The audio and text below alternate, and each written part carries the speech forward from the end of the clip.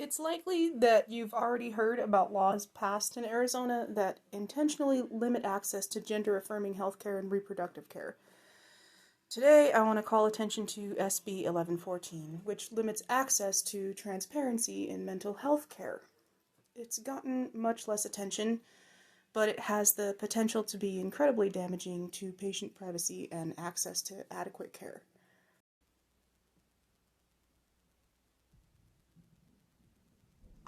Just a minor disclaimer before I get started. This may sound unprofessional. If the audio noticeably sucks, it's because I'm new at this. If this sounds choppy and frantic, it's because I am. Much of it came from a combination of material written over a year ago and word vomit notes that I then recorded and proceeded to splice into a million pieces and rearrange until I got something comprehensible that listeners would be able to understand. I do not recommend this editing process, but I did what I had to do to make it make sense. Also, I welcome all criticism, so if something needs more clarification, please let me know. Also, I will be discussing sensitive topics that some might consider hard to listen to, so please listen with care. Thanks. Over spring break, 5 West Point candidates overdosed on fentanyl when they were doing what they thought was cocaine. Also last week, the Sackler family was finally confronted in court by victims of Purdue Pharma's shameless OxyContin push and their families. Meanwhile, the Biden administration has been seeking to fund programs that offer harm reduction and mitigation strategies as opposed to incarceration for users ever since he took office. We approach addiction as a moral failing and use antiquated, broken systems to treat it in this country. We know the system is broken and keep applying it anyway, hoping to find an application that works. We rely on this counterproductive methodology as attempts to approach it differently are mocked or ignorantly disregarded as invalid despite evidence that suggests otherwise. We kind of need to talk about how we help people experiencing substance use disorders, because we really suck at it. So, a bill has been introduced in the Arizona legislature that would prevent the public from viewing case-by-case criteria we use to administer court-ordered evaluation and treatment in this state. Access to those case records and information must be authorized through the Arizona Supreme Court, which will be setting the criteria for said access according to the proposed amendment language in Article 36. And at first this sounds kind of like a well-meaning attempt to protect patient confidentiality, but upon further inspection, anyone who wants information on how court-ordered evaluation was administered would have to ask for permission from the Arizona Supreme Court to view specific case records. So not only is the criteria for evaluation subjective, but it's now on a need-to-know basis. And according to the legislation, the public doesn't need to know how court-ordered evaluation and treatment are recommended. Also, there is no statewide standard for evaluation or treatment. There isn't even a national standard for evaluation and treatment. And therein lies the problem.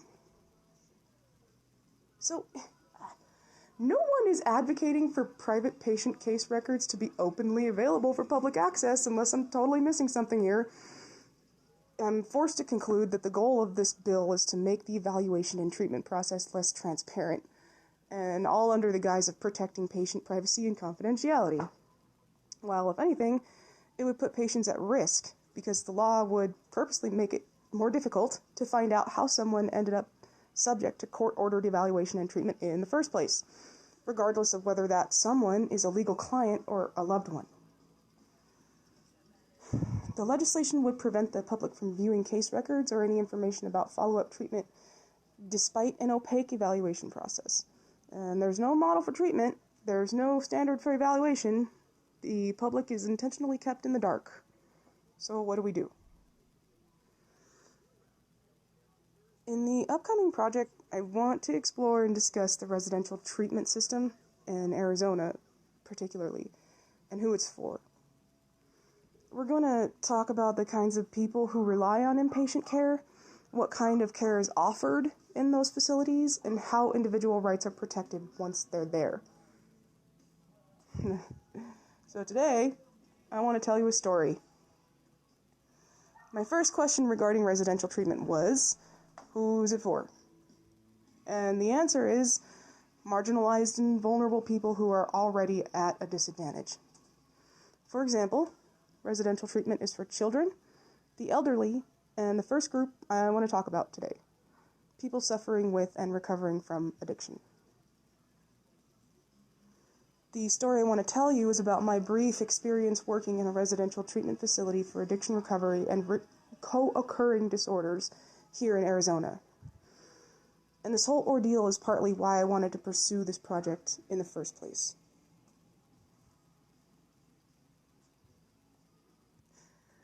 About a year ago, as the pandemic was at its peak, I was lucky enough to find a job at an addiction recovery center in southern Arizona. Once I got there, it was unclear what my actual position was, but I tried to figure it out for the sake of the people I was hired to help. Plus, it was a great opportunity to help other people and do something good for once. We were working closely with people in a vulnerable position that are often taken advantage of or mistreated in a broken system that approaches addiction recovery like a moral failing that needs to be punished. I'm talking about this now because I'm sick of being too afraid to speak out, and I deeply fear what kind of risk might have fallen upon the people that trusted us to keep them safe and healthy in our care. I haven't talked about this for nearly a year now, over a year now, not just because of the inherent guilt I feel for putting people at risk, but also partly because I still struggle to explain what exactly happened. So I'll just start from the beginning. So I was all nerves when I arrived for my interview. I thought I blew it, but the staff was so kind they hired me anyway, even though I wouldn't have hired me. And I was probably halfway home before realizing that they never even asked me for any identifying information at all whatsoever. But no matter, I showed up to work at 6 a.m. the next day and stayed for a 10-hour shift. To put it bluntly, I went into this job blind and expected seriously robust training given the fact that I would be trying to help people out of a really dark place and discussing sensitive private health topics, as well as administering some pretty serious meds and handling private identifying information. But I never got much training. I shadowed the tech supervisor for that first day, and that was the extent of my training, not the start of it like I initially thought. So during my time at this facility, I witnessed a variety of questionable and potentially illegal practices, ranging from consumer protection violations to HIPAA violations. But I also encountered a caring staff and really great people who were really committed to their recovery. I thought, okay, so they're kind enough to give me a chance. I'll come in and do some on-the-job training. I'll learn the systems that I need to use, and I'll start getting to know people in recovery, my soon-to-be clients. But it didn't quite go that way. Honestly, the job looked too good to be true. It was a beautiful facility. The views were stunning. I even enjoyed driving to work. And I truly didn't expect to meet the qualifications for the position either. But I am not even remotely trained, nor have I studied much about mental health or therapy, so I wasn't sure what they were going to ask me to do, but I was assured that I'd be thoroughly trained to handle my job duties appropriately, and that never happened. I also thought there have got to be better candidates for this position with more experience or qualifications than I have, so right off the bat I felt like maybe someone in recovery deserves better than what I had to offer. If that seems like too much information, it's because it is. And I really don't want to talk about myself, but it's also kind of relevant to note how my own insecurities played a role in what happened and how they were ultimately exploited at the end of the day by the end of this experience. I frequently requested more training material from my supervisors because I felt I had inadequate qualifications for providing this level of care. I asked them for things like reading recommendations, textbooks, manuals, statutes, anything. And despite that lack of training, I was already working pretty closely with people in recovery right away, and I was never vetted at all. I needed fingerprint clearance. I never gave anyone so much as a driver's license, and to put it lightly, that made me super uncomfortable. I was invading patient confidentiality and violating their trust. I really wasn't qualified to view or assess private health information, and I knew that. Technically, I was never even employed there. I was a volunteer. But more on that in a moment. No one even had my social security number. It made me slightly nauseous just knowing that I was trusted with this sensitive information as part of my job, despite being totally unvetted. The rehab industry itself is plagued by rampant litigation related to everything from defamation to wrongful termination and unfair labor standards to body brokering, racketeering, abuse, fraud, neglect, even wrongful death. The facility was clearly making an effort. And it's hard to tell when the industry facilitates and incentivizes racketeering and patient brokering while little to no oversight or accountability or regulation exists. And the facility where I worked really appeared to be trying to do things right, at least as far as I could see.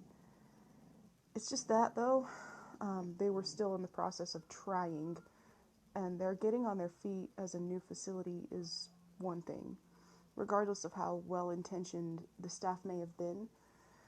But this particular facility's overall ineptitude, intentional or not, was at the expense of those who were there to recover.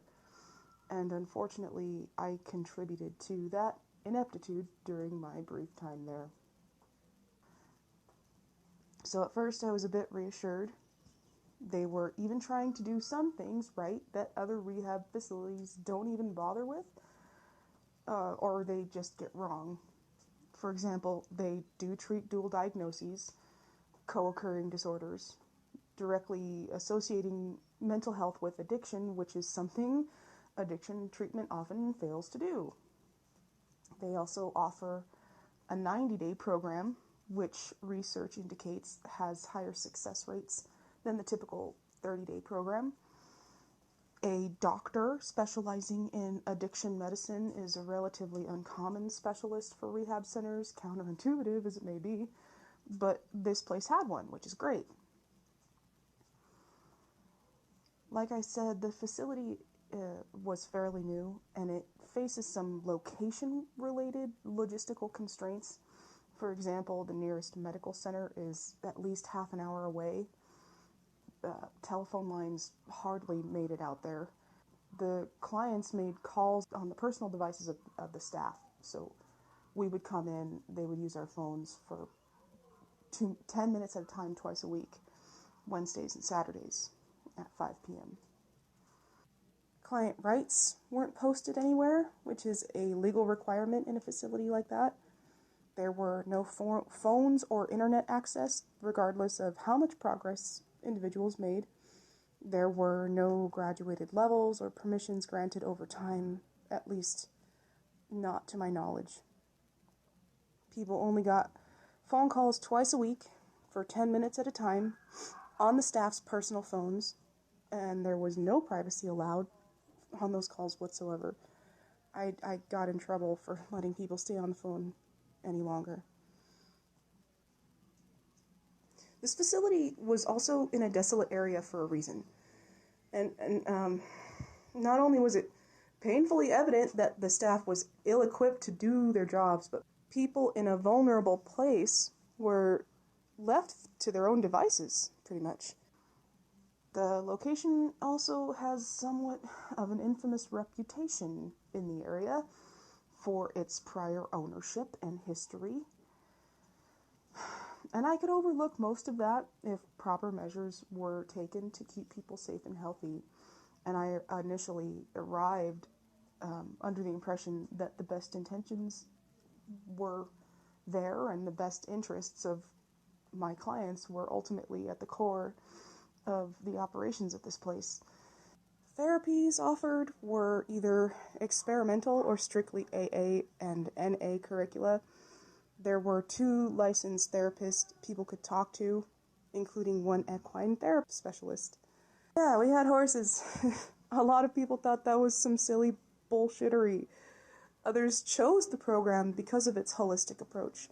We had a sweat lodge too, which I was skeptical about because, as we have tragically discovered, it can be really easy to fuck that up in Arizona. People weren't required to participate, but it was hard to tell because they were strongly encouraged to the point of annoyance. If they chose not to participate, there was nothing else for them to do. And there were a couple of really hard to ignore red flags on my second day. I was asked to transport people in my personal vehicle to a medical center for COVID testing, which is not only ill-advised, but illegal.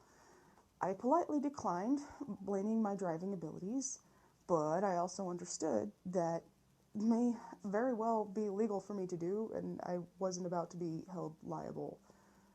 So, after everyone got back from testing and had dinner, they made phone calls. I remembered reading on the center's website that regular communication with family was encouraged and facilitated. They promised access to phones and computers for email communication and even video conferencing. None of that was regularly available. People were only allowed 2 calls a week for 10 minutes at a time under close supervision, and they had to use the personal devices of staff, like me. Staff also used personal devices for things like guided meditation, virtual AA group meetings, NA group meetings. The couple of computers available for client use had no internet connectivity. I did try to connect one to a mobile hotspot with no luck. So no one really had access to email communication or online recovery resources of any kind, and there were no graduated levels where people would earn privileges and rights back over time. This was just what they were forced to deal with. I tried to ask my supervisors about more training or any training. I brought pages in from the DSM and studied in my free time. I looked into different recovery programs and what other places implement, whether they're faith-based, secular, or otherwise. I tried recommending alternatives to AA and NA for anyone who was uncomfortable attending those meetings. I brought all this to my supervisors, and they immediately dismissed it, but praised me and complimented me for it, and there was never any follow-up. And I listened to some pretty serious concerns when I talked with people about everything from conserving meds to food sensitivities. One person was under the impression that they were to go home by the end of my first week. This person was then manipulated into signing a release of information to their parent because they were told that parent would arrange for a ride to the airport as long as they signed the release of information. Cigarettes were then withheld from this person until the ROI was signed, just to add insult to injury, I guess. And in my view, this adult was coerced into compliance. These abstinence-based programs tout personal responsibility and taking accountability for your actions, yet when this client tried to take some small amount of autonomy back, they were just straight up denied. They requested repeatedly to sign an AMA to leave against medical advice early. But no one there really ultimately had any control over their own treatment plans. And the stories just got more disturbing the more I listened. One person I talked to had been told by the addiction medicine specialist that they could continue taking prescribed Suboxone with the understanding that the meds would decrease in strength over time so that they could gradually quit taking them over a period of weaning off. But when it came time to pick up the prescription, An administrator at the facility declined the refill, claiming they were unnecessary because abstinence-based treatment, right? It was seriously gut-wrenching to watch this person slowly get sicker for no good reason. When I tried to bring it to the attention of my supervisors, I was briefly lectured on what drug-seeking behavior looks like. People suffering withdrawal couldn't get their meds in time, and violent illness set in. One person told a horror story of their first night there spent on the floor in the bathroom with no one checking on them for hours. We were not a detox facility, but people were brought straight there as they were still coming down. We were not even remotely equipped to help them. We didn't even have a nurse on site. On to the third day. This was the first and only time I met with the registered nurse there. Okay, so the nurse was only there for one night. This was the first and only time I met with them. They stayed on site for one night and then left the following day. And I tried to rationalize these as sincere attempts to incentivize people into continuing treatment. However, manipulative, coercive, or misguided. And I discovered I shouldn't trust the staff after learning that a bunch of people in recovery didn't know the program was 90 days long. Many were under the impression that the program was the typical 28 days. So when I casually brought up the length of the program with one of my clients, his eyes widened and he immediately warned me not to say a word about 90 days to anyone else. He said most people there didn't actually know it was a 90-day program. He claimed he didn't know it was a 90-day program until he got there, but he'd been there for just over a month.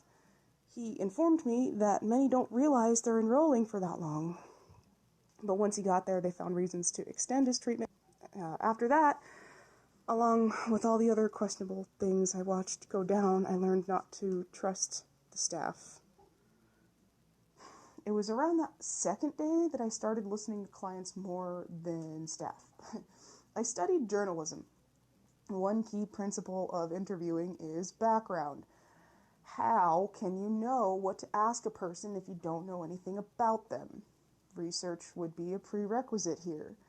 My title was behavioral health technician, and these people were trying to recover, and they were supposed to be my clients. Yet I knew nothing about them or their recovery.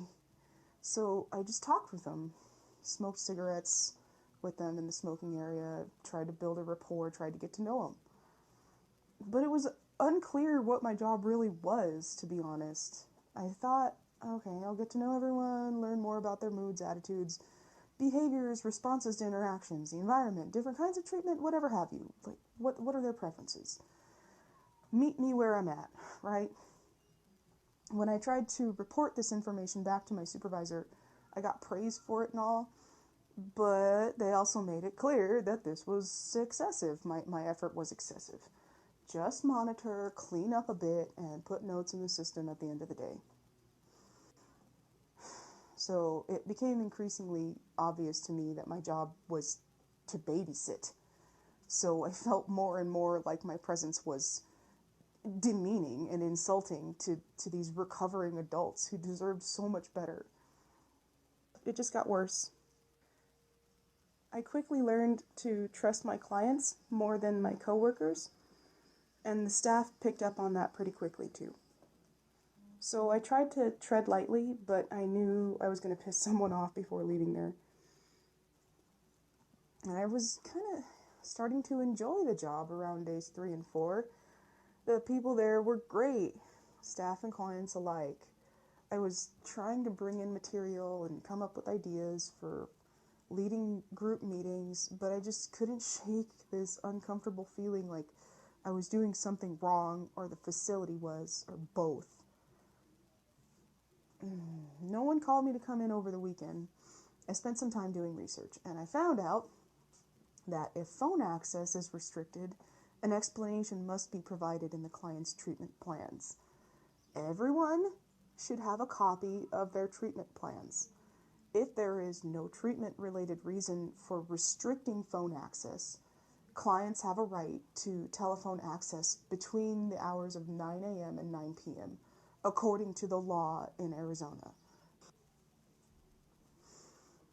So on Monday, I was informed that 4 clients would have telemed appointments between 3 and 6, and it occurred to me that they meant the doctor's office would be calling my personal phone, which I was fine with as long as people got their needed appointments out of the way, even though my number was given out without my consent. So it was also Monday when I brought the research I did over the weekend to the attention of the grounds director who owned the place. I cited the Arizona statutes that were being violated regarding communication and phone time. So, and I'll just be straight up about this. When I confronted my immediate supervisors, I was gaslit. I was showered with praise. I was told I would make a great lawyer, that I could work in compliance, and of course, I was promised more training again. But they reiterated that this effort was excessive and that there was nothing to worry about.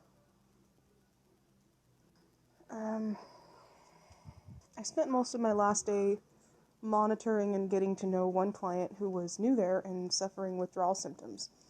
They were running a fever and I was worried. But they also said some pretty alarming things that led me to believe their rights were being violated. So I started asking more questions about treatment plans and informed consent. Nobody could tell me they knew what their treatment plan was, which is not only cruel and unreasonable, but again, fucking illegal. It was also at that point when I asked my hiring supervisor specifically about informed consent and told them I wanted to know more about what my clients have done so far up to this point, you know, the whole meet me where I'm at thing. I was then offered more training. At the end of the day, I went home, and the following day, I received a phone call to never return. They clearly had no intention of training me any further, or at all. And it turns out that there is no standard, no code of ethics, and no real oversight at all for addiction rehab facilities in this country. Addiction was not associated with mental health until fairly recently. It was considered a moral failing to be treated with incarceration, not psychological evaluation. So, depending on your state, addiction treatment doesn't have to be evidence-based. Counselors don't need to be licensed, and techs need no education, training, or qualification whatsoever. And in my case, sometimes they're not even vetted. The point is, my experience wasn't unique. In fact, it could have been so much worse. Oh, and it gets better, because I never signed any new employee paperwork. I never gave them my ID or tax information. Nobody knew who I was. They never reported that I worked there to the IRS. I never filed a labor claim for lost compensation either. I don't think they even had an address on file for me. So I told them I didn't want compensation. I said my services were offered as a volunteer. They did call me and ask if I would like to sign new employment paperwork after asking me to never return, but I declined. That way, if they decided to try and throw in a non-disclosure agreement, I wasn't under any obligation to not speak out about this. I couldn't be held liable at all if I was a ghost, and they couldn't be held liable for fucking over a ghost, so here I am, trying to speak out about this, finally. And to be clear, none of this even begins to scratch the surface of what I experienced there, and what I'm still dealing with to this day, frankly. I've been internally conflicted about this for over a year. I think I mentioned that. I have had this dread in the back of my mind for a long time that I may have put someone at risk that deserved better and trusted us. It is worth noting and reminding myself that there were some success stories. For example, there was one person who had successfully completed the program and was graduating on Super Bowl Sunday. And it was awesome. They were awesome. this person really did benefit from the program as far as they communicated to me. They felt better, and as beautiful as it was to see this person feel so good about their recovery, it was easily outweighed by all the other suffering I was witness to, and we were all witness to it. So that led me to believe that this program is much more detrimental than it is helpful. And over the past year, I've wasted a lot of time selfishly worrying about my own skin for fear of being painted as a disgruntled employee or an addict myself. And if that sounds silly, please allow me to explain why I had a genuine fear that my playing Erin Brockovich would then lead me into a Nellie Bly situation. So, I really liked my training supervisor, and during my interactions with them, I felt more and more comfortable sharing personal information about myself, my history and background, including the fact that I still use marijuana for recreational purposes, and felt like a bit of a hypocrite for drinking the way I do nights and then working days in a treatment facility. I got to know that training supervisor a bit too, and I still genuinely believe that they are a good person trying to do the right thing and help people by offering a recovery program and invaluable support to people who would otherwise not get it in this area.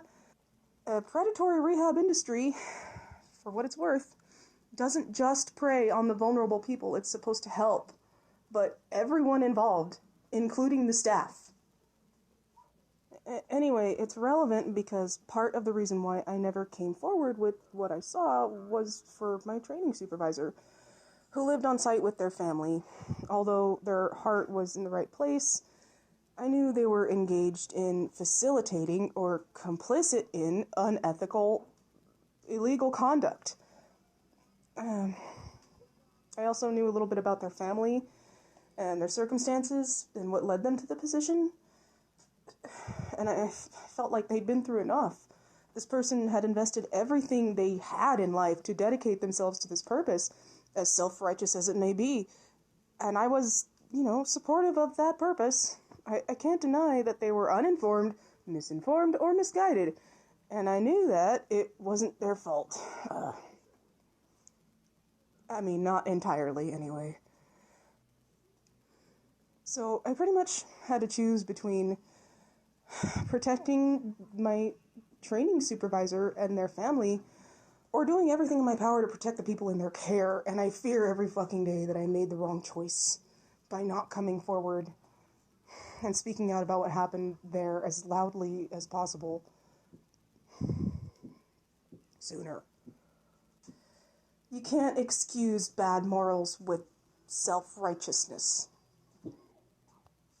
Anyway, I bring up the mention of marijuana because once I started poking around asking people about whether they had copies of their treatment plans or asking whether they had signed for informed consent, that's when the training supervisor cited my marijuana use to politely ask me never to return, not even to say goodbye.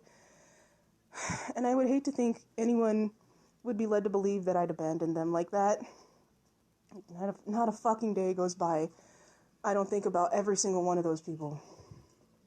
And there's nothing I can do about what happened to them except tell you what happened from my perspective.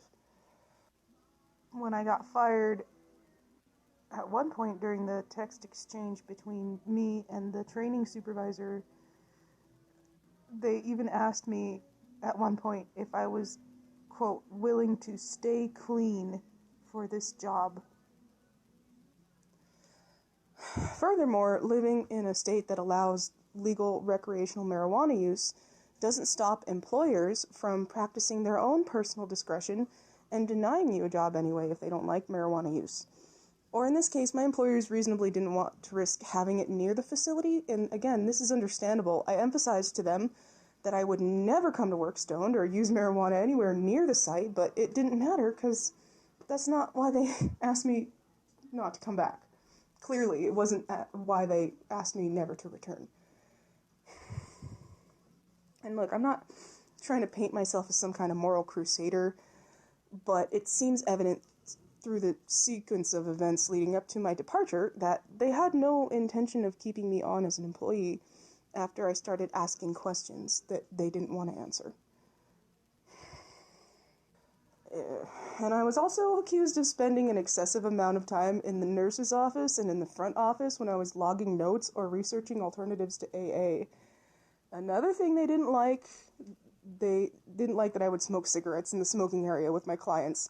And that one's understandable, but I saw it as the only way I could build a rapport with them. I was given nothing else to do otherwise, and I had to find productive things to fill my time with. I spent a lot of time getting acquainted with the books in the so-called library, for instance, which suspiciously lacked anything about mental health recovery or therapy. There weren't even any religious texts, which you would expect in a place like that. Like, they didn't even have a copy of As Bill Sees It. They had nothing relevant. They did, however, have books about underwriting and interior design for anyone interested, I guess. So, did I even try to help? I didn't go home and do nothing. I contacted a consumer protection lawyer.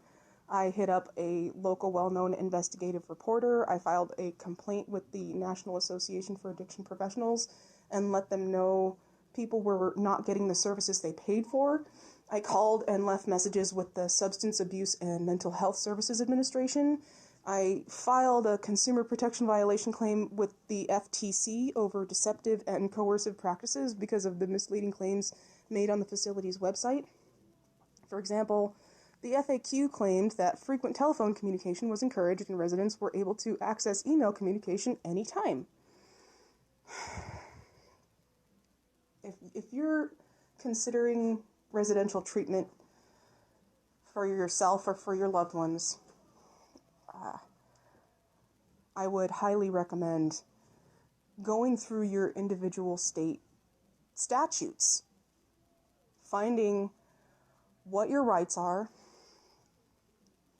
and being well informed before you go in there, because they may try to dismiss you for being who you are and for being there in the first place, which is already sickening in itself.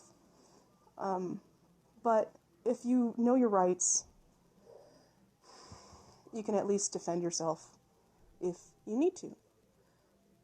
I know that not all facilities that treat addiction and substance use disorder, they're not all like this, of course. I'm aware of that. I'm not trying to attack the entire rehab industry. But as a whole, I think a lot of reforms need to be made. And even then, sometimes knowing your rights isn't enough. If you end up in a place like the one where I was, and that place doesn't even follow the medical advice of its own addiction specialist. A couple of the people in there worked in mental health and the medical fields. Even they weren't protected because of the fact that there is no oversight or regulation. And many of them were from out of state.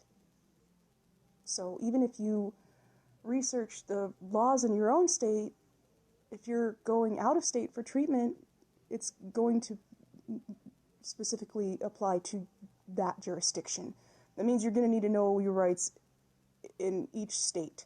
So you're going to want to know the rights that you have in your place of residence, and you're going to want to know the rights that you have at the treatment facility where you will be staying. And then, like I said, even if you do, sometimes it's not enough to keep them from harming you. So, again, if you are seeking treatment or you're helping someone seek treatment, please do your research, make a checklist, make sure you have knowledge of your rights. and they're less likely to fuck with you. Thanks for listening. Take care.